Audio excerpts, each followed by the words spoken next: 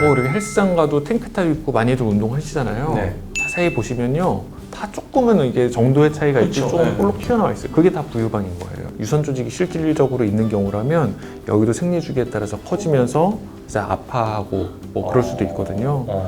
모유수 기간에 여기도 굉장히 뭐 주먹만큼 커졌다 이렇게 말씀하시는 분들도 계세요. 안녕하세요. 안녕하세요. 네. 또 이 남자들이 얘기하는 가슴 성형에 관한 네. 얘기. 오늘은 마른 여성분들 중에 네. 유독 겨드랑이 살이 볼록하게 나온 분들이 질문을 네. 또 주셔가지고 예. 이런 분들은 다이어트를 해도 겨드랑이 살만 안 빠진다고. 그렇죠. 네. 예. 우리가 부유방이라는 게 있어요. 부유방. 인간을 포함해서 모든 포유류는 예. 겨드랑이에서부터 서해부까지 밀크라인이라고 해서 유선 조직이 쭉 발달해 있다가 예. 엄마 뱃속에서 많은 부분이 퇴화해서 나올 때는 이제 유두만 있는 상태로 이제 나오는데 예. 그 퇴화되지 않은 기관 중에 하나가 이제 부유방이라고 하는, 여기에 이제 잘 보면 볼륨만 있는 경우도 있지만 예. 볼륨 말고 여기 점처럼 여기 조그맣게 두 개 있는 분들도 되게 많아요.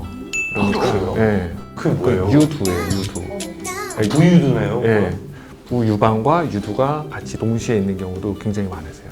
부유두까지 있을 정도로 네. 확실한 기관이라는 생각은 전혀 못했네요. 제가 이제 가슴 성형을 하다 보면 거의 한 70~80%는 부유방을 갖고 계시거든요. 그분들 중에 한 절반 정도는 유두도 모양이 있어요. 그 유두가 색깔까지 그렇게 있는 경우는 거의 없지만 그래도 약간의 그 동그란 모양, 점처럼 생긴 그 모양은 있는 경우도 있어서 부유방 제거와 함께 부유두 제거도 같이 하는 경우도 간혹 있습니다. 이거를 여성분들한테만 있는 건가요? 아니면 남자들도 있는 건가요? 남자들도 뭐 혹시라도 이제 여유증이 심하거나 유선 조직이 발달한다면 부유방도 얼마든지 발생할 수는 있습니다. 남자한테도 부유방이 있을 수 있고. 그렇죠. 생활하는데 영향을 미친다든가 뭐 이런 거는. 그렇죠. 물론 어느 정도의 불편감은 유발을 할 수 있어요. 네. 가장 흔하게 얘기하는 게 보통 여성분들 생리주기에 따라서 가슴이 커지기도 하고 작아지기도 하면서 여기에 이제 통증이 같이 동반되잖아요. 근데 여기도 많은 분들이 이제 지방으로 이루어지긴 하지만 유선 조직이 실질적으로 있는 경우라면 여기도 생리주기에 따라서 커지면서 이제 아파하고 뭐 그럴 수도 있거든요. 가슴만큼 그렇게 커지기도 하고 그런 경우도 있나요? 그럴 수 있어요. 어머니들 이제 모유 수유할 때 있잖아요. 네. 모유 수유하면 대부분 이제 가슴이 많이 불어나는데 여기도 같이 이만큼 커지는 경우가 있으세요. 네, 그래서 여기만 젖이 도는 게 아니고 좀 부유방이 잘 발달하신 분들은 모유 수유 기간에 여기도 굉장히 뭐 주먹만큼 커졌다 이렇게 말씀하시는 분들도 계세요.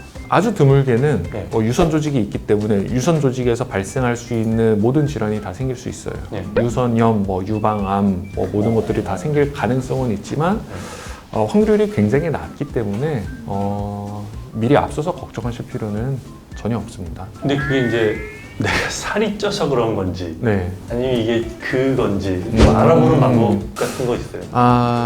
가장 간단하게는 그냥 이렇게 꼬집어서 만져보면 되세요.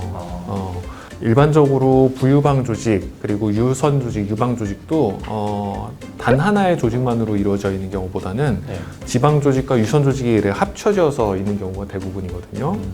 만약에 내가 여기를 이제 꼬집어 봤을 때 뱃살이나 팔뚝살 만지는 것처럼 말랑말랑하다 그러면 네. 실질적으로 유선 조직보다는 지방이 많다라고 판단을 하셔도 되고요. 그냥 만져봤는데 안에 뭐 이렇게 몽우리가 만져지거나 약간 단단하다 그러면 지방이 아니고 실질적으로 내 유방에 있는 것과 비슷한 유선 조직이 있구나라고 그렇게 판단을 하시는 게 맞습니다. 가장 확실하게 하려면 어디 가서 진단을 받아보면 돼요? 어느 과에 가서? 성형외과에 와서 진단 받으시면 그거는 가장 확실하게 알 수 있고요. 네. 실질적으로 부유방은 언제 수술을 많이 하시냐면요. 부유방만을 위해서 수술하는 경우는 거의 없고요. 예.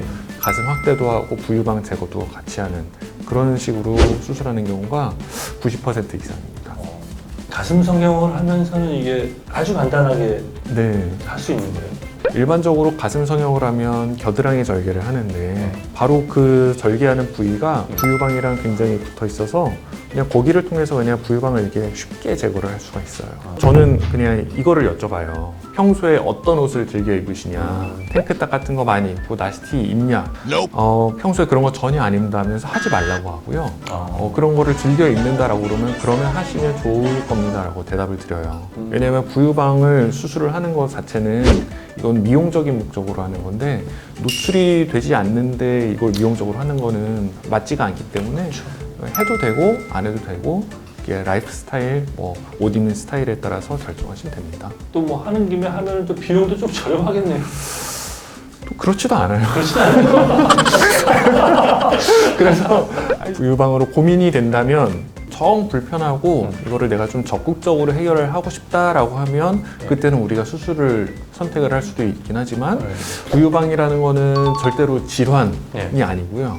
엄마 뱃속에 있을 때 완전히 퇴화되지 않은 그냥 흔적 기관이 남아있는 거기 때문에 그냥 있다라고 아시면 돼요. 너무 고민하지 마세요. 너무 고민하지 마세요.